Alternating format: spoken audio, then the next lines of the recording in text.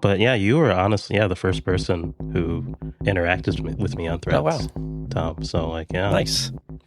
you always been special to me in that way. I don't wanna know about your imperfections, dude. Prefer to leave you on a pedestal so I'll improve. 'Cause if I'm Hello and welcome to Basic AF. Tom Anderson, Jeff Battersby, together once again. Hello, Jeff. How are you? Good morning, Tom, on this brilliant Memorial Day weekend where my allergies are happy to kick my booty. How are you? Yeah, it's been thick here too. Oh, dude, my Bit of a car. struggle. I got it washed on Tuesday, and by the time I drove back home, it was already covered in pollen. So, good times, good times. Yep. And we're honored this go round to have a guest with us. Please welcome to the show, Riley Hill. Good morning, Riley. Hello and good morning. Thank you so much for joining us today. As some of you who have listened for a while will start to detect, it's a bit of a theme. Riley and I connected on Threads. That's kind of become a thing, and which I like. I mean, Threads has turned out to be pretty good so far. Just worrying. Tom, putting the social into social media. Yeah, but Meta will screw it up eventually, I'm sure. They will. But yeah, you were honestly, the first person who interacted with me on Threads. Oh, wow. Wow. So like, yeah, Nice. you always been special to me in that way. I do appreciate that. Riley's already in the game, man. I'm very needy, so I appreciate that. But Riley's a big Apple fan, has a YouTube channel, SlatePad, where he publishes videos on that, and has a lot of really good thoughts, things that I really appreciate. Not a ton of hot takes. I mean, they're balanced, well thought out videos that he does. So highly recommend the channel to go check it out. We'll put links to that in the show notes, of course. And unlike the two of us goofballs, Riley actually has some new iPads. Yes, sir. Yes, sir. I ended up doing the most rational thing, of course, and buying both new iPad Pros, right? Because that makes sense. And you have money to burn, apparently. Honestly, it was either those or a Vision Pro, and like, I think I made the right choice. I think you did too. Yeah, you Tom might have. probably does as well. And I still really want a Vision Pro, but I can take it outside, but I'm realistically never going to use this outside of the house. So it's like the iPads I will take with me and use productively versus that's the whole thing. Yeah. Anyway. And actually, you're recording right now using your iPad. The 13-inch M4 iPad Pro. Yeah, awesome. That's and you're using the Riverside app with that, or are you going through browser? Using the Riverside app, connected to my Thunderbolt dock, connected to my audio interface, so using it like a computer. Awesome. You can't do that. Yeah, which is actually we'd like to. So before we get into the bulk of what this show is going to be, which is something we did last year as well, WWDC Wishlist. You actually do use your iPads to do real work. So why don't you tell us a little bit about what you're doing with that and the why and the how of it? Because we just, in the last episode, I won't say we trashed the iPad. Actually, it was 2 episodes ago. It was like, iPad, maybe not anything more than for us, consumer device. But you're definitely using it for more than that. So tell us. Yeah. So the way I look at the iPad, it is my personal computer, right? And it's my side hustle machine. It's my creative computer. So I use it for everything, all the things most people use their Macs for. I always want to preface that because for my day job, I am a software developer, and I do use a MacBook for that. And that's even mostly just because company policy, right? You have to use a company-owned device, can't have client data on personal devices, so not even a consideration there. But for everything else, I have a MacBook Air and a 14-inch MacBook Pro sitting here that at least the Pro is probably going to get sold soon. Like I use my iPad for YouTube, everything YouTube related, right? I edit, it's my editing machine. I dabble in music creation. I work with some local artists here and occasionally contribute vocals. So that's all recorded on the iPad. All my writing's on the iPad and just living my life, man. Just the normal things of like, balancing my budget and in general, just that stuff you use your laptop. Most people use their laptop for. I just choose to use the iPad. All right, cool. So are you using like Logic Pro on it for music and Yep, I've done some GarageBand. Okay. And now in Logic Pro. I guess I always like to plug Swift Playgrounds for coding on iPad because technically, by and large, right, you can't do development on iPad, but Swift Playgrounds does allow you to develop iOS and iPad OS apps, within some restraints, but like you can build full apps. So a lot of people miss that. Just I do occasionally dabble on some side projects in that as well. Okay, very cool. And as far as editing your YouTube channel content, what are you doing that with on your iPad? I'm right now using Final Cut. Mm-hmm. I did just download DaVinci the other day. I kind of want to give that a shot.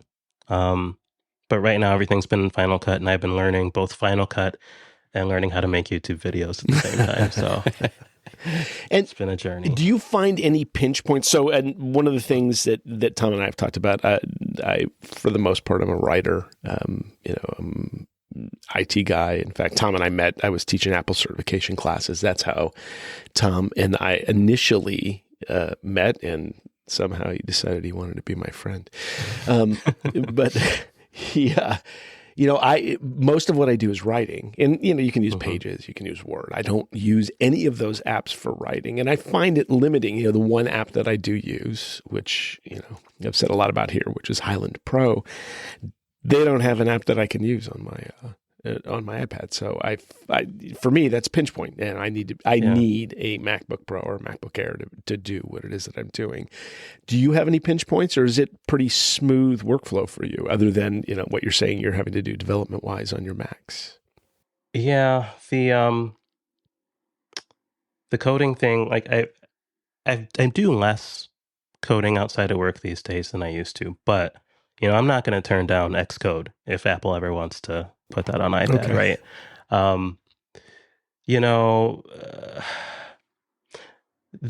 As far as pinch points, though, I talk about this sometimes. It's less about. I don't think I have any specific app pinch points, but there are apps. The iPad versions of some apps aren't as full featured, and sometimes it's because of Apple, but sometimes it's because of the developer not getting around to it, right? I think I mentioned this before. I had a Teams call I had to jump on the other week, and then I plugged my iPad into my dock, hoping to use my external camera, and Teams has not been updated yet for external camera support on iPad. So it's like, so that wasn't ideal, but that's a solvable problem, right? It's just, there are things like that, but I don't have outside of Xcode specific apps that so far have been a problem. All right. That's cool to know. So, and you're doing more creative work as opposed to, your day to day, which you said you have to do on a company computer. Company owned, yeah, yes. Cool. I would add, I guess, for writing, which I do some on my site. I've been using Ulysses, really for no reason. It's that I think it was the first thing that was recommended on a podcast, and so I've just been using that. Yeah. So, Ulysses is good stuff. Around a while. So is Scrivener, and Scrivener, I believe, has an iPad. Scrivener's another one. Yeah, I use a straight up. It's essentially a text editor. It uses Markdown to format the stuff, and I don't even have to do the Markdown. It's like a regular word processor. So very distraction free. I don't have to think about anything other than what it is that I'm doing, which is words, which is really cool. So why don't you tell us a little bit about your experience with these two new M4 iPad Pros? Yeah. So it feels like a future video about like the two iPad lifestyle, which I think other people have done, but with the mini instead of the 11-inch. But I've been really enjoying these devices. One of the biggest things I was looking for actually was the relocated front camera. Yes, that's big. Especially in the bigger one, it's been long overdue. But they've been a lot of fun to use. The displays are amazing. I was letting my friend use my 13-inch to watch some Netflix. She's like, that was the best screen like I've ever watched anything on. Like, she was so blown away by it. And the thinness, man. I feel like it's unpopular, right, to want Apple to make thinner devices, but like this is right up my alley. Like making this substantially thinner, like keep it going, right? Like that. Because you are, especially like when I'm editing, right? I'm holding this thing. I don't use the mouse and keyboard for editing. I do all touch. Okay. And so holding it with your hands for a long period of time, you do want this thing to be as light as possible. So, the weight shavings for me has been huge, really huge. And so, yeah, it's just been really great. And now my iPad mini is kind of the odd one out. It used to be the iPad I use like when I'm in bed or whatever, but now the 11-inch is slid in there and I'm like, I don't know what I'm going to do with the mini now. Very cool. And are you using Apple's Magic Keyboards? I do. However, not as much as I think some. Okay. Because especially the 13, I use a lot at my desk. And I mentioned I have the Thunderbolt dock here. Usually I have a magnetic stand, but none of them work right now with the new model. So I'm still waiting for a good option there. So then I use it mostly with my, what do you call these? The Newfie, oops. The Newfie keyboard and the, MX Master 3S mouse. Mm-hmm. So again, just the stuff I use with like my work laptop, just plug right in. And so those are the same I things use. that you're using across the board. So you're not, even on your MacBook, you're not using the built-in keyboard. Okay. No, I am a clamshell mode guy. So okay, there we go. if that's a extra WWDC wish for iPad is something like I would 100% do that. Yeah, you mentioned there editing via touch. Yeah. And I do that with the podcast. I use an app called Fairwrite and the Apple Pencil to do that. And there is something legitimately about that it's really pleasant, like to get hands-on with the, well, in my case, it's audio files, but for you, it's video probably. But I could do the editing in GarageBand. I know some people do it in Logic, and that's probably overkill. But I've gotten very quick with the pencil in particular in Fairwrite, and shout out to Stephen Robles for that tip. He, I think, was the first one that I saw tout that, and he's a big fan of that. I know Jason Snell does it too with his shows. But once you kind of get that flow down with touch, I mean, you can really be quite efficient with that. And that's something you can't do with the Mac. People always say, the iPad can't do this and that, but there's things that it does very well that you can't do on a Mac either.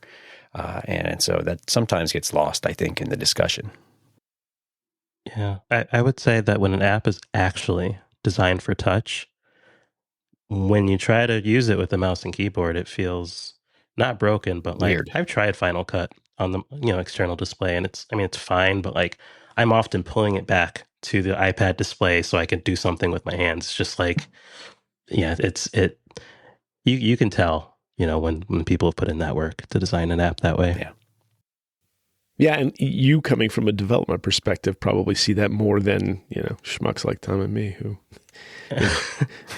Yeah, I think that, we'll probably go into the development stuff later, what I would love to see on the iPad. Yeah, but, we'll hit that. Yeah. We'll hit that definitely. Cool. So you're loving it, basically, is what you're saying. It's Absolutely. Okay. Yeah, I mean, if you're on a...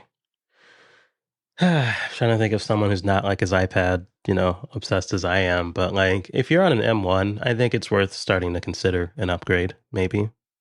For me, when I pushed the M1, like it handled it, but it was getting a little pokey. So like, maybe start thinking about it if you're that far back. 2018 or 2020 for sure. I think this is a slam dunk upgrade. Yeah, and you mentioned in your video especially for the 11-inch because of the big leap in display technology, right? Oh, yeah. Yeah, I was going to say, never somebody hadn't stolen my M1. Oh, there we go. I'm sorry, Tommy. I'm interrupting you as I usually do. If I hadn't had all my gear stolen, I might be looking at that one now. Anyway, I'm sorry. Because you have what? M2, right? I'm on the M2. Yeah, that's what I have an too. M2 iPad. Yeah, and those displays are pretty great with the mini LED, but the 11-inch never got that. And so going to the tandem OLED, I mean, that's got to be night and day for that. And you mentioned you were using the iPad mini there for a while too. And I had one of those, I think it's the 6th gen. Is that the one we're on currently? Mm-hmm. I never liked that display. No. And I can't imagine going from like the tandem OLED and looking at that iPad mini and it's like, what decade is this thing from? It really, you're hitting the nail on the head. It really does feel like going back in time. And it sucks because, right, it's a nice size, especially once these things get foldable. But yeah, just right now that display, man, I just can't. Yeah. And there's a rumor this week that this year, next year, it's going to get the OLED. So I may look at it again then, but some of the iPad OS interface wasn't optimized for it either. And it just really felt like a second tier device. And I was like, yeah, I'm not going for that. Yeah. Cool. All right. Excellent. Thanks for that update and real hands-on experience. That's way better than Tom and me. So we're, actually, why don't you, I know we kind of did this at the beginning, but why don't you say again, Riley, what your YouTube channel is, and then we'll jump into our wish list for WWDC. So the YouTube channel is SlatePad, SLATEPAD, is my YouTube channel. I also write at slatepad.org. Periodically, I'm trying to write more because I have a pretty big love of writing, even though I'm not a writer. But yeah, so those would be the 2 places. Things to check All out. right, cool. Yeah, and lots of good content there. I have not seen your writing site, so I'll have to hop there. But the YouTube channel is great. So highly recommend. Definitely. Thank you. Okay. So we are in peak tech conference season. We've had OpenAI do a show. We had Google do a show. We had Microsoft's Build conference. And across all of those, AI. I have a clip. Here's a little supercut. Ready? AI.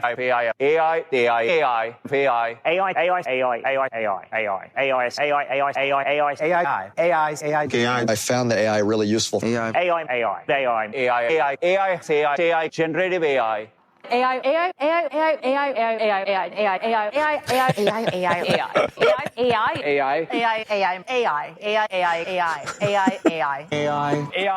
It's only halfway done. We can stop now. Oh my God. That was just from Google's, by the way. That wasn't Microsoft's. Seriously? Yeah. Oh my gosh. So, yeah. as we get into the wish you built list- that yourself, pal? No, that was floating around on the YouTubes. I don't have Okay. Crazy. Yeah, I was going to say, if you've done that, then, man, you've Better upped really- your game. Yeah, I'd say. So obviously that is the raging topic, whether we want it to be or not. And there's been talk of, and I think Apple's pretty much said this themselves, that WWDC in a couple of weeks is going to be kind of their coming out, showing everybody what they've got for AI stuff. And so as we get into our wish lists, or things we'll talk about, I figure let's start there, just get it over with. And Riley, anything in particular along the lines of that you'd like to see? The only thing, the biggest thing I'm looking for, having, being an aspiring creator, starting in that space, I've started to use the subject lift feature in Photos a lot, which works, but I'm finding maybe half the time, like, it works, and then I still have to touch it up, which is like, I'm by the time I'm doing that, I'm rushing myself to like get a video out. So it's like the last thing I want to do is like, I pull in the subject and then have to go clean up the edges, or, it's not always as perfect as I would like. So I would like to see some improvement in that capability in the Photos app. I think that technically kind of counts as AI. We're calling machine learning AI, I think. So, yeah. Cool. Yeah, I think that would be good, because I've messed with it a little bit for like making those stickers for Yeah, messages. Yeah. That's about as far as I've That's gone. been the limit of my experience with it as well, is sticker making, to be sure. Yeah, so that's interesting. It's funny. I surprise myself. I forget about that feature all the time. So like if I'm looking at info on a photo and then it circles the subject, it's like, oh yeah, guess what I can do. Yeah, so it's not one of those things. And honestly, that's hugely touted like on all the Google devices now. Every ad you see is them turning a real photograph into something fake. So, Yep. which is, as someone that does a lot of photography, that, while it's a cool feature, it also bothers me a little bit. But, that I could see that, the fact that, I think it's a Google Pixel ad right now where, they show the guy throwing a baby up and it's about 3 inches from his hands, and then they toss the baby into the sky practically and then clear out all the people pretty quickly. Those are cool features, So I'm with you. It would be fun to have that kind of stuff. What it does for reality might be another story. One of the things you'll find if you listen to any of these podcasts, Tom is on the AI game. I'm a little more reticent about it, and remain so. In fact, I'm working on something right now that's an expansion of something else that I did. I'm not talking a lot about it yet, but it is kind of about that crossover point in AI, and I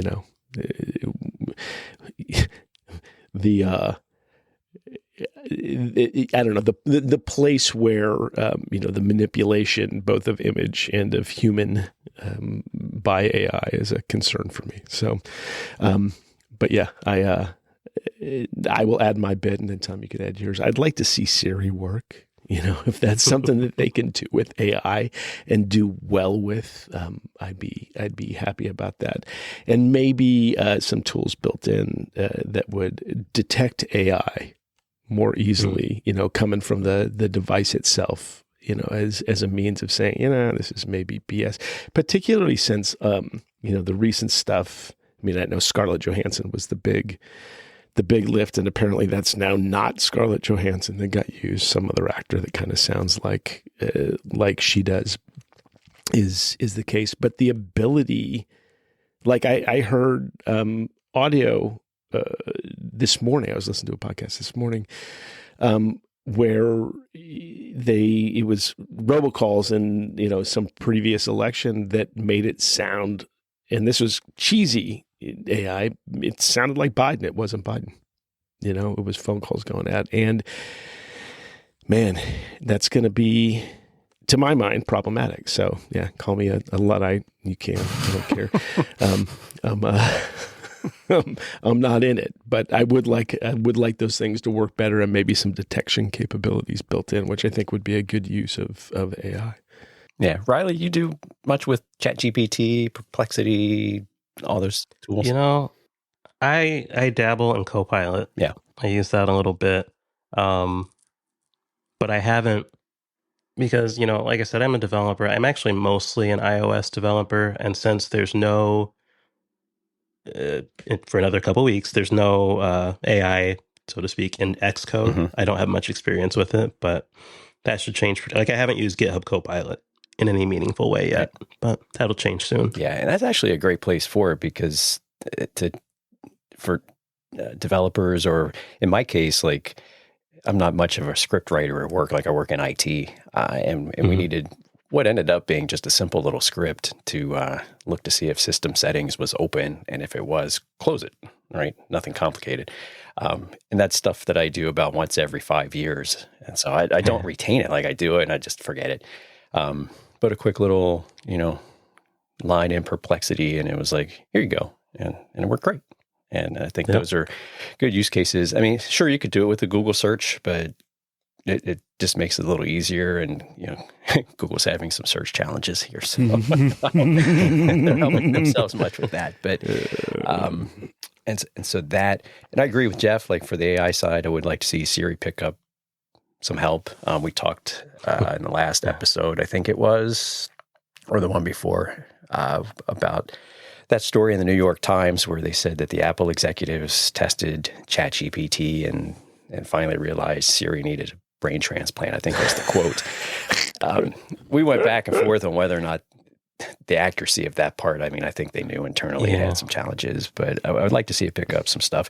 In particular, I would like to see it, since their focus is always on your device, I would like to see them do something on the device or with the data I have in iCloud to make my data more accessible, give it some like more contextual awareness with when I'm doing certain things. Like there was a good example that Google did back with photos. They did that at the conference that I don't know, something about show the progress of the daughter swimming or something like that. And it took like that whole collection of photos from when she was 18 months up to 4 years or whatever it was, but all playing around with water and everything, which is a demo. Who knows how well it actually works. But things like that. And I think with calendar, with your events and your tasks and email messages, like I'd love to turn it loose on email and say, hey, you've got 5 emails that look to be important. Reply to those first or something like that to kind of get some of the noise out of there.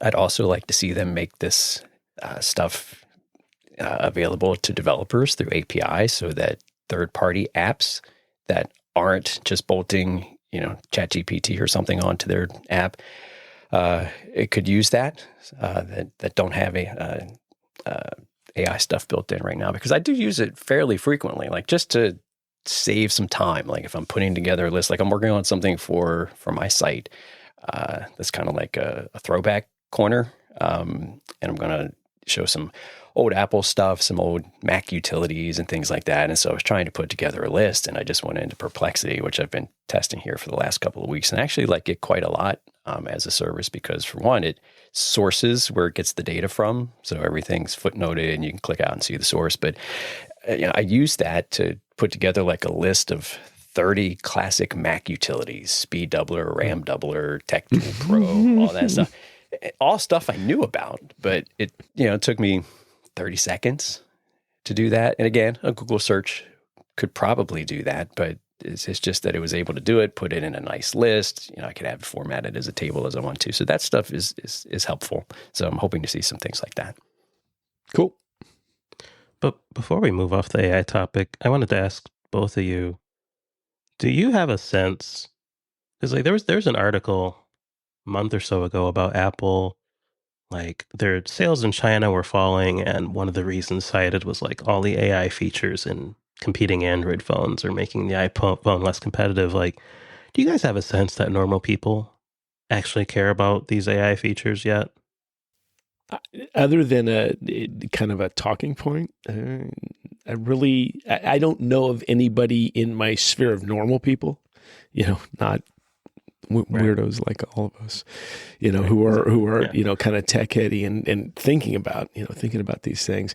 I don't even think it rises to a level where they think about it. I do know people in higher education, friends of mine in higher education, who are concerned about it, but not from a technical level. And I don't think they ever think about it being on, say, their iPhone or whatever it is. I think they're more concerned about what it's going to do to both the level of thinking that gets done in their classes, which is really,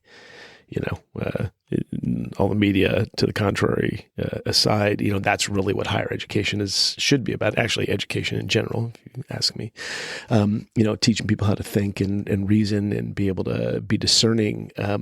If you have to write a paper and you have to write it on your own and you have to do the legwork and you have to go to the library and you have to pull up the information and you have to be able to put together a reasonable argument, thoughtfulness and kind of put that together. That takes effort, and that creates channels in the brain, that excuse me, that are important. And if you can just throw it into AI and it looks, reasonably, you just go through and kind of edit that stuff. It changes what it is that we're doing. So I know that the people that I talk to that have concerns about it on that particular level. Right. But average man, woman on the street. I mean, I think they probably like the feature where they could make the baby fly higher in the sky and you can remove the people from the photo. That's appealing. But I don't think they're thinking about it outside of that realm. I can't think of anybody in my family, frankly, that thinks about these things. So, Tom, I took that whole time space. So. You did. That was a good answer. And I agree. You can look at the numbers that OpenAI reports for how many users they have, and it's a lot. But in the grand scheme of the world's population, it's not a lot. And so I think there are a lot of people who are into tech, who like to stay engaged with kind of what's coming. They may have heard about it, dabbled with it a little bit. And I think, too, in certain industries, you'll see that start to dig in and get entrenched, like with medicine and things like that, with it being able to take all of these research studies and bubble up important information and things like that with specially trained models to do that. But I do think once Apple dips into the game, that will obviously become more commonplace. Kind of Apple's magic, though, is to make it useful, not just a tech spec, but make it a feature that actually provides benefit. And so I think that's really what I'm intrigued to see is kind of what their little bit of magic Apple pixie dust they're going to sprinkle on top to make it, yes, it's AI, but it's not a chat prompt, right? Right. Yep. Cool. All right, onward. What do we have next? OS. What do we hope for from WWDC for Mac OS? Riley, we'll hit you up first. I don't have a ton for Mac OS. I feel like Mac OS is, not feature complete, but like day to day, I don't like it's doing everything I want it to do. So the only thing I came up with was basically the biggest complaint I've seen over the years is the window tiling, like how on Windows for sure you have like the snapping, the various, and they've enhanced that over the years. And I know Linux, there's a whole like subculture of window managers that implement tiling. It's the whole thing. And Apple has a little bit. They have the two pane kind of snapping, and you can use third party utilities. But be nice if they just enhanced what was built into the system. Agreed. Tom? It's a little rough, especially when you reboot and your windows go everywhere if you have an external display. That's yeah. So mine is somewhat specialized, I guess, because of what I do with work. But so one of the things that Apple has done over the last several years, of course, is they have put in these privacy protections.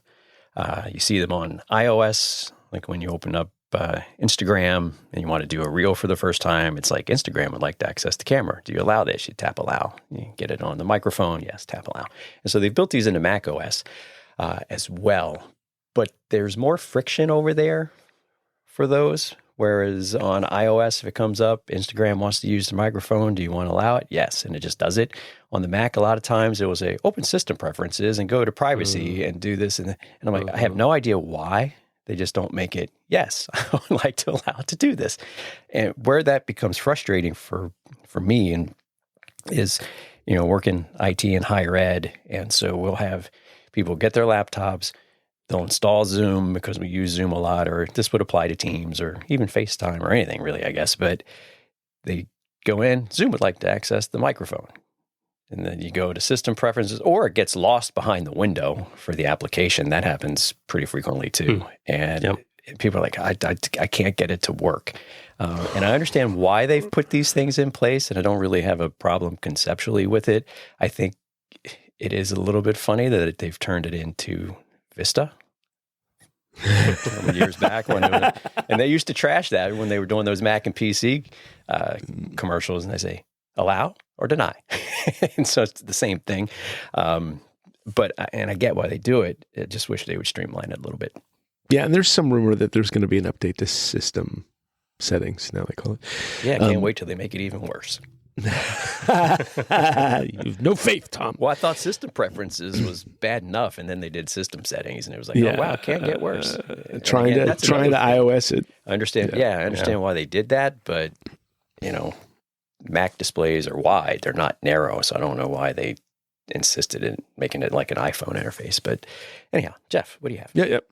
Simple things. This is left over from last year, by the way. Display menu in the menu bar. I'd like to have that capability. It's still not a possibility baked into the OS. I already have, a third party, can't remember what it's called, display menu or something stupid like that does what I would like the OS to do by default. And I'm like Riley. There is very little other friction that I face in macOS in what I'm doing on a day-to-day basis. I'm really happy with Apple Mail. There in a good way. Apple Calendar is pretty great. Gannon, in one of his recent pitches on Threads, was talking about the use of reminders, and I'm finding reminders is fine for me too. All these things that Apple's continuing to enhance in macOS is pretty good. I'm going to say this generally will start with macOS, but this filters down to all the other OSs that we'll talk about. I want better iCloud storage for the same buck. I want to have access to more storage. We've talked about this a long time, and so have so many other people. Mm-hmm. The 5 gigs at the baseline is stupid. Sorry, did I say, was I too? I'm sorry. I should be more diplomatic. It's not very good to have 5 gigs. It's 2024, almost in June. I mean, yeah, right. Yeah. So anyway, that's a big thing. I want to see that across the universe. Yeah, I think that would be good. Riley, what iCloud tier are you on these days? I was on the 200 gig for a while until I started making these videos, and I was on the edge, and it just the prompts, upgrade, it just finally got to me. So I'm on 2 terabytes. Yeah, and you can get up to what, 12? I think, 10 or 12 or something. Yeah. And so I think we're on the 2, but it's shared through the family, and we really don't go much below a terabyte remaining. It dips down because of the podcast stuff. Like, I've got all the files up there, but then I archive those off to an external about every 6 months, and it goes back up. But all right, iPad OS. Riley, you're a big iPad man. We'll let you go. I don't know. I feel like, I don't know, maybe I should go last. All right, I'll jump in. Here's the thing I'd like. And we'll Riley, you can slap me around after that. I am one who would like something that's a little more, particularly around the Files app, more usable in a way that makes sense to me. I would really like the ability that you have presently on macOS. Some apps let you can run some iOS apps and iPadOS apps on the Mac. Man, I would like that to go backwards to iPadOS. If I could run Highland Pro on iPadOS in, whatever way that Apple manages that would be amazing for me. Because then I could use the iPad to write. That would be that, and that's again a thing that I'd like to be able to do. So that would be something that I like. And then I'll say one thing about the music app on iPad. That's most often where I'm playing music from. I'm throwing on either Radio Paradise, which don't need to worry about. But music, and I was just looking at this last night.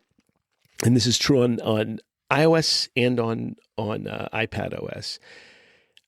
If you look in macOS on recently added, you can go back in time to the very first album that you ever added or song that you ever added. You can only go back 60 in iPadOS and iOS. And the truth of the matter is, I'm kind of a music nerd. I add music all the time.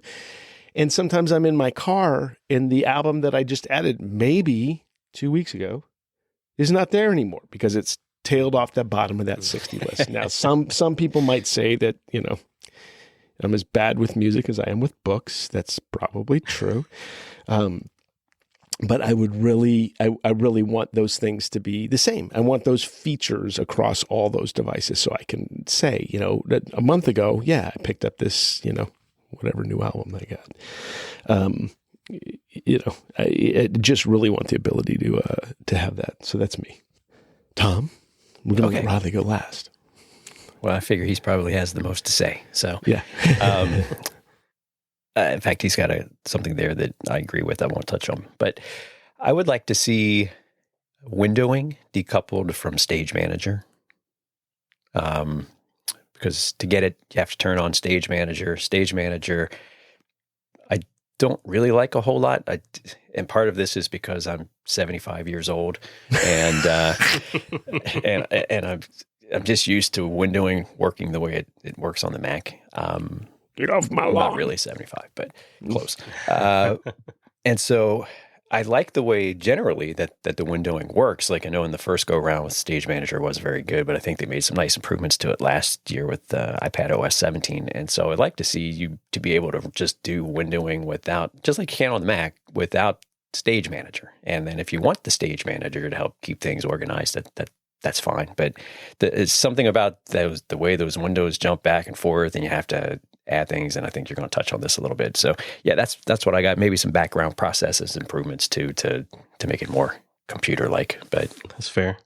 So, I probably could talk all day about this, but the key things I would love to see, I talked about the developer stuff earlier, and I feel like the most we'll probably ever get from Apple is an Xcode on iPad, which is fine, but software development, right, is so much more than writing mobile apps, right? It's the amount of the ecosystem of tools around web development alone, right? There's so many just these command line tools you use that even if, Microsoft was able to bring Visual Studio Code, for example, to iPad, there's so many other things you need. And so I'd like them to take some kind of a holistic approach to enabling developer workflows, and whether that's through virtualization, who knows? If that's through, I propose something like a developer.app that gave you an environment that emulated, at least from a command line perspective, like a Mac, I guess, which is maybe just another way of saying virtualization, but just like a sandbox where if you want to set up a web server and develop your, Node app or whatever, you could do that. So I'd like to see a broader developer story there. From a Stage Manager perspective, we have that 4 window limit across the iPad and on the external display if you're using one. It kind of sort of makes sense on the iPad display. The windows are pretty big, and the displays, even the 13, are small. So I can kind of see where that makes sense, but I have a 27-inch monitor here. There's no reason to limit that on the number of windows. And again, it's number of windows. It's not even number of apps, right? So if you use the Notes app and you pull out 3 notes, that's all your windows in that space. You have to, that in itself is also silly. There's the audio stream stuff. I'm not a podcaster, so I know podcasters talk about not being able to record your audio while it's doing other things. I don't totally understand that, but just making audio streams better. Yep.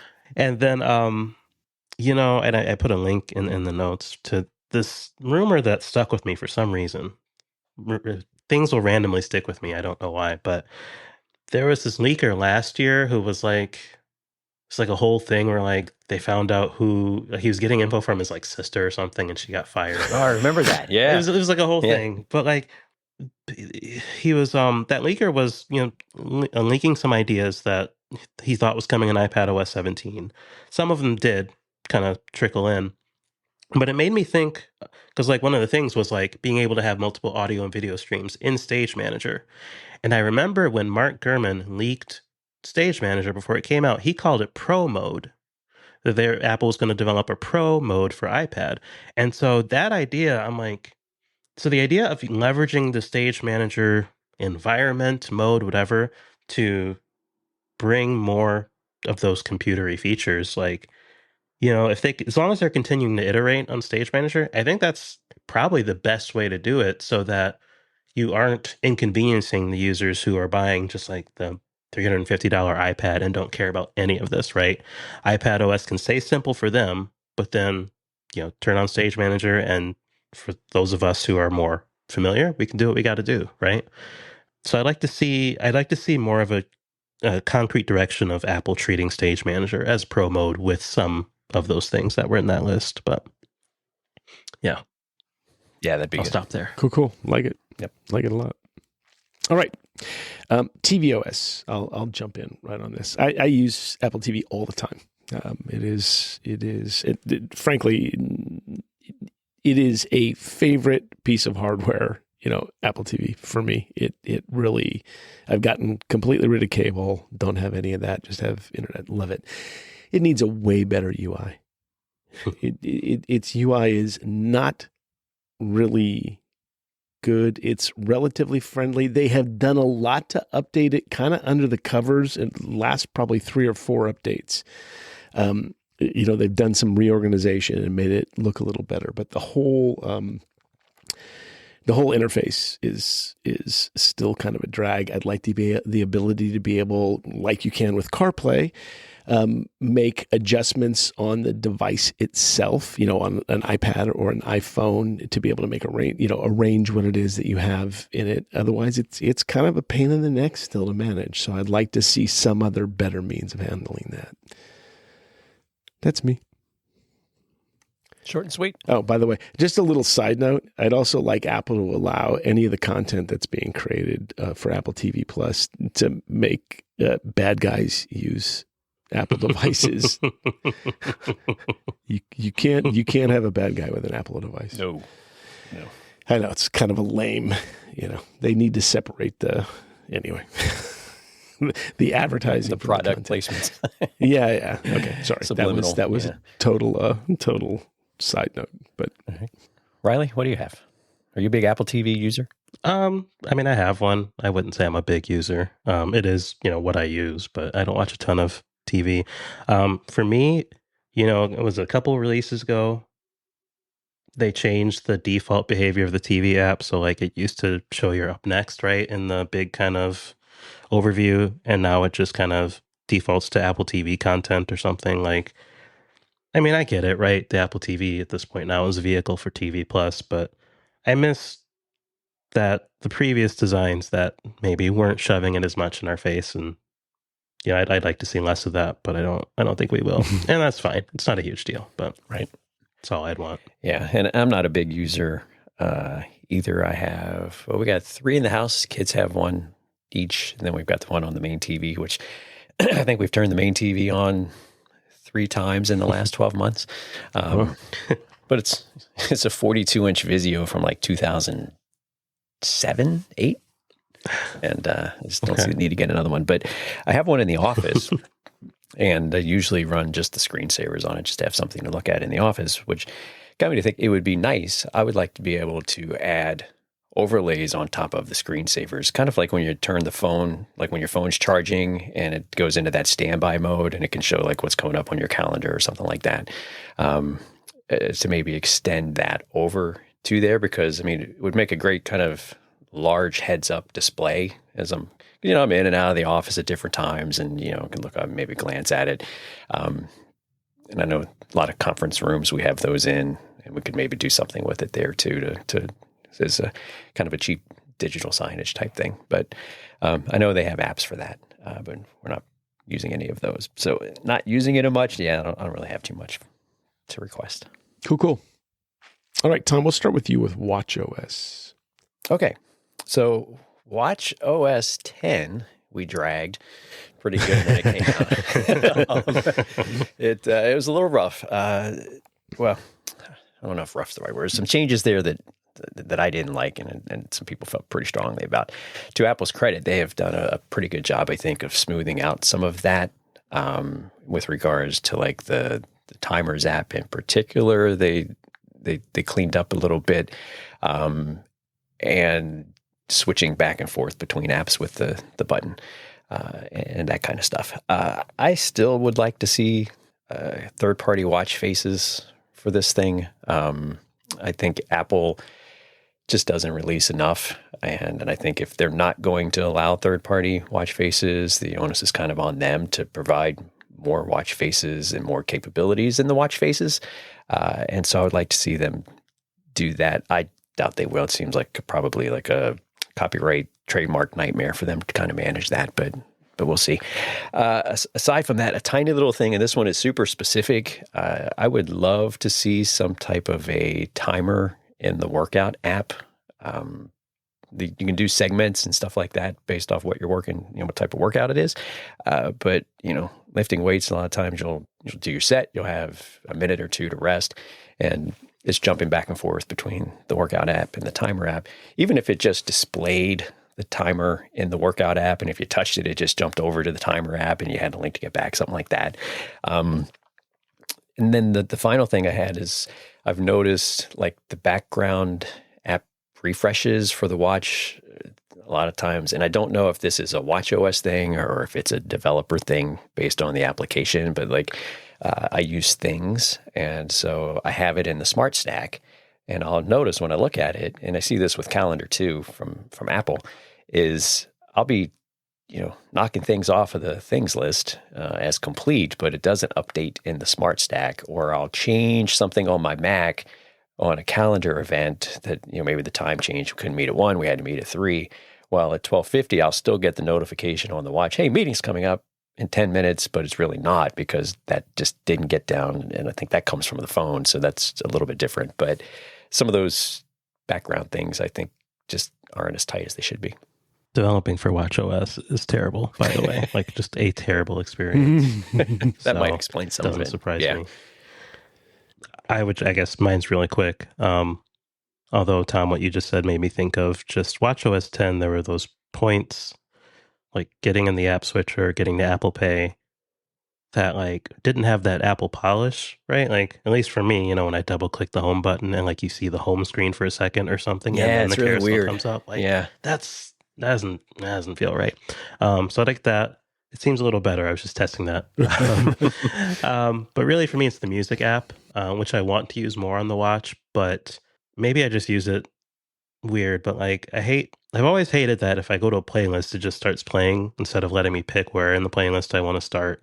I just feel like the whole home view, like, is in sync across my Mac and my iPad and phone. But when I get to the watch, there are things missing, and I don't know, like albums missing that should be there in playlists, and I don't know why that is. So I think the music app needs a rethink on the watch, because that is my iPod right on my wrist, so should be better at that. And really just the ability to leave the phone call interface when you're on a call would also be great. But that's it. Cool. For me, not a lot. I will say, and this will be interesting to you, Tom. I'm back in the land of watch ambivalence. I like it. What I love it for is exercise related, hiking related, doing all the things that I like to do. But I'm catching myself of like going, oh shoot, I don't have my watch on. It's kind of new. There are other things that I really like. I have taken to sleeping with it. So I'm, capturing some of that data. But there's not a lot in it for me that I find, particularly compelling. So I don't know. Maybe what I want from watchOS is something that makes wearing the watch more compelling for me. Mm-hmm. All right, on to iOS. I've already kind of said what I wanted in iOS, which is an update to the music app. So we can jump past me on this one. Riley, how about you? What do you want in iOS? I want a reason to buy a Plus or a Pro Max. Like I've been on the bigger phones before, and I just like when the 6 Plus came out, everyone was like, "Oh man, it's like a little iPad, right?" And Apple added that like landscape home screen, and it was like, okay, they're gonna go all in on this, and then they didn't. And like, so for me, like, if you're not taking that larger size seriously means having basically a more like iPad style interfaces, like meaningful landscape support. Otherwise, like I just don't see a point. So I always get the regular size, but I like a bigger effort on landscape layouts. Cool. Yeah, that would be good. And I think you kind of touch on something there that extends into iPad conversation too, where people are, I'm a bit of a, I can be cynical. I'll admit that, but a lot of these things, like you just said, well, yeah, you mentioned the landscape on the phone and people, oh, it's a little iPad. And Apple's probably like, hell with that. We can't have that. And no. You want an iPad, you buy an iPad. You want a Mac, you buy a Mac. And I feel that some of the decisions are definitely made to limit the functionality just to upsell you on the other thing. And in fact, which I think it was Joswiak said that in the last week or two, because all that noise came up again with the M4 iPad release, that I'll put Mac OS on it, which is really a cry for just please get some of these silly limitations out of the way. And iPad OS is fine. It just doesn't do everything it needed to do. But he was like, oh yeah, we see that most iPad users have a Mac too. I'm like, oh, there's the problem. Not for them, but for us. It's not a problem for them. They're happy to sell it to you. But anyhow, iOS for me, I touched on it there just a minute ago with the background refreshes and everything. I mean, it's pretty good. We talked about Siri stuff, but that goes across all the platforms. So yeah, that's about all I have. All right. Tom, Vision OS. Jeff, what would you like in Vision OS, my friend? Nothing. Perfect. All right, next. Not interested. For me, I would like to see that, and I'm sure this is coming. In Vision OS, as it is today, when you arrange your window layout, because of the spatial nature of the device, you can put Apple TV Plus on the bedroom wall. You can go out and have the music app in the living room. You can put the settings app in the garage, whatever you want to do. With your tools. Right, with the other tools. But when you restart the device, all that's lost. And so I'd like to see them come up with some way to come up with some type of maybe a spaces thing where you can configure these things to be more persistent. Yes. Organizing apps is messy. You just get like the list and you just kind of slide through them. And bug fixes, like it's still pretty glitchy at times, especially with the keyboard. Even if you have a Bluetooth keyboard mouse, which I do when I do use it, that virtual keyboard still will pop up sometimes, and it'll go away as soon as you start typing, but it'll still pop up, and that's kind of annoying. And then just content. I did see, I don't know if you guys saw this, they updated. So they've got this little video on Apple TV, the app, for the Apple Immersive, and it's like 3.5 minutes long. And I think it's the one they showed during the demo when you go and do the demo, but they've updated it. And they had some courtside footage from the NBA All-Star game. They had some on-field footage from the Super Bowl, mostly during the warm-ups. That is really what I want more of. And I think that's why my usage has dropped off some, because Jeff, you asked the other day how much I've used it, which hasn't been a lot lately, but when I used it a lot towards the end of the football season. If I watch baseball, I probably would get into some of that too. But yeah, so content, I don't know why they're so slow coming up with content. They still have those immersive scenes. They've got Yosemite and a couple others, and they still have some that say coming soon. And it's like, well, how soon? Your soon is different than my soon. But yeah, that's what I'd like to see there. The only thing I would say is just it looked like there were still a bunch of core apps that were iPad, like core Apple apps that were iPad ports that should probably get updated to be full Vision OS apps. Yeah. Love to see that. So yeah, they only did a handful, and so I'm sure they'll add another one or two. This feels like it'll take them about 4 years to get that done, just because they've probably got higher priorities. So yeah. All right, bonus items. I'm going to say this again. I really like what Apple's done with keychain and passwords, and I'd like to see that broken out of. I'd like to see passwords broken out of system settings. Mm-hmm. I'd like it to be a standalone app, but more obvious to non-technical users, which it's not presently. Most people don't even know that that thing exists. So I'd like to see a breakout of that. That would be a big thing. I would like the default in the Photos app to be not over-processing. I would like it just to take a nice, cool, raw photo that you can choose to process after the fact. That would be really great if they did something like that. And continued improvements to CarPlay. I use CarPlay every single time I drive my car. I really do like it. I think it's had some big updates. I'd like to see some other options in there. For example, it would be nice to be able to run a shortcut, where it prompts you, asks you a question, and, spits that stuff out. But since it's all running on the phone anyway, there's no reason it couldn't do those kinds of things. I do understand that, Apple doesn't want people driving into trees.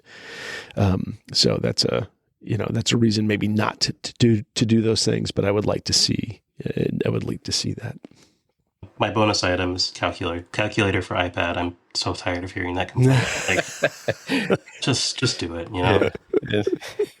Yeah, and they'll get burned for that. They'll be like, oh, finally. But yeah, I don't know why they haven't done that yet. For me, I would like to see a quick note API for other apps. I don't think they're obligated to do that by any means. That's a notes feature. I get it. I don't use notes a ton. I use Bear, and I would love for Bear to be able to. I'd like to be able just to do a quick note from the lock screen or something from Bear. Little one there. And maybe some work on the backup options for iPad OS and iOS to make it a little easier to get something back if you just need to recover a subset of data and not restore the whole phone. And I didn't mention this earlier because I didn't put it on the list, but I don't know. I think it'd be good to have some type of a time machine iCloud version of that, because people don't remember to plug in their external drives, especially with laptops. And I think it would be good to have. I mean, I use Backblaze to cover that for me, but that's kind of like the AI conversation. Ask somebody, hey, you know about Backblaze? Yeah, I have no idea what that is. No. But if it's built in, and they could choose their services revenue with the higher cloud storage. So you always have to tie that in for Apple to do something. So that's what I got. Cool. Hardware. Tom, you had an interesting hardware choice. Talk to us. I did. So, many years ago, Apple had their own Wi-Fi routers, the Airport Express, Airport Extreme. They had the Time Capsule, which was kind of like a local cloud backup, really. When you think about it, you'd set it and it would back up to the router, which had a hard drive in it. It would back that up as a disk image. It's kind of janky because the disk image files would get corrupted about every 3 months, it seems. And not what you want for your backups. But with mesh networking technologies and things like that, and Apple's stance on privacy and HomeKits and all of these different types of things, I would love for Apple to do a modern take on Airport and bring that back. Because right now I think I'm using TP Link? It's one you recommended, I think, Jeff. Yeah. We got off the Eero love affair we had there for a while, which was good for a bit. It was very Apple-like, and then Amazon bought it, and it wasn't quite the same. So that's what I was thinking with that. I think it would be an interesting product. Yeah. I don't think they'll do it, but I'd like to see them do it. Sure. Love to see that. Any hardware wishes, Riley? You got the best in the game right now. On iPads. I don't need any other temptations. Yeah, a cheaper Vision Pro, but I know that's coming eventually. That's all I'm cool. Really looking for at this point. Yeah, and I got nothing on hardware either. I'm happy with really my whole current ecosystem, other than the complaints I had previously. We always like to throw in a Hail Mary. I got one for you. I'd like to see Apple put a better focus on software. Yes. I'd like them to kind of tighten the reins in that way. They have a huge software ecosystem to take care of. So I get how difficult that is, but I really would like their mindset to be, software as opposed to services focused company, tied to their very brilliant hardware. So that's my Hail Mary. Unlikely to happen, but would be awesome if it did. That's where I'm at. Riley. Biggest one would be just side loading options for iPad. Like I've kind of written about this before, like the whole side loading thing in the EU. Like it's fine for iPhone, but I feel like iPad desperately needs that. I think more, people say iPad OS is the problem. I really think the App Store is more of a problem. I think those restrictions, are really what's quote unquote holding iPad back. And if even just going back to the developer story, right? Like, okay, they don't want to make Xcode. They shouldn't prevent someone else from making something similar, right? That's kind of where my head is. So I think loosening the reins on iPad from an app perspective, availability would be great, but again, probably they're fighting tooth and nail on that stuff, so unlikely. I agree. It would be nice, and I also agree that it's unlikely. I wish that was different, but yeah, and mine's kind of along the same way you guys are talking about, but it's more with the apps, the Apple apps, so calendar, notes, so forth. I understand why they do it, and technically it would probably be very difficult, but it would be nice to have more of the apps broken free from the OS update cycle dependency to get updated, like Pages numbers and keynotes they have, or Keynote they have in the App Store. I think Freeform is an App Store app.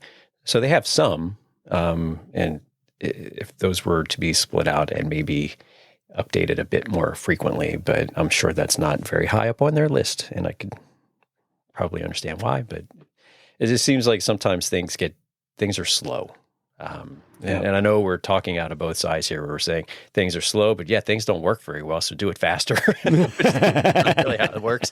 Right. But yeah, easy for us to sit here and pontificate. Of course. That's why we're here. That's the whole reason. It's all we're good for. Pontification Central. Yes. All righty. We have toasted another hour plus of your time, but special occasion. Riley, really great to have you along. Thank you so much for taking the time to spend with us. We really appreciate it, and look forward to seeing more of what you do. So thank you very much for showing up. Thank you for having me. This was a lot of fun, and you guys do good work. So Thanks. I appreciate that, and echo what Jeff said there. Appreciate you coming on with us. We will link out to your site and everything in the show notes. So it is SlatePad on YouTube. Jeff, where else might folks go to see us? Don't forget about our text message thing we just got. Yeah. You can, so now within if you, whatever your podcast platform is, you can send us a message directly from, it's on the show notes. It'll show up in the show notes, but it essentially sends us a text message. Please feel free to do that. We can't send you back a message directly, but if you want to get some information back from us, all you have to do is put your email address in the, in that little feedback text message. Additionally, feedback at basicafshow.com, like that. And, then we're on all the kind of socials, anti-socials. You can get us on X now, for real. I hate that. I'm still going to call it Twitter. And Threads, we're at Basic AF Show, right? Yes. On each one of those. So at Basic AF Show. Reminder that our show music, Psychokinetics, which we're really grateful to Celsius 7 of Psychokinetics for letting us play their tunes every time.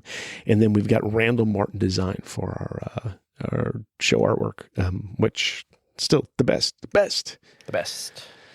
All right. I think that is it, guys. Thank you both. It was a good time. Appreciate it. Yeah. Thanks so much, Riley. Thanks for having me. All right. And we do thank you for joining us as always. We know there's a lot of selection for these types of shows, so that you would spend some time with us. We do greatly appreciate it. And until we meet again, have a great rest of your day, or rest of your night. See ya. Bye. I don't wanna know about your imperfections, dude.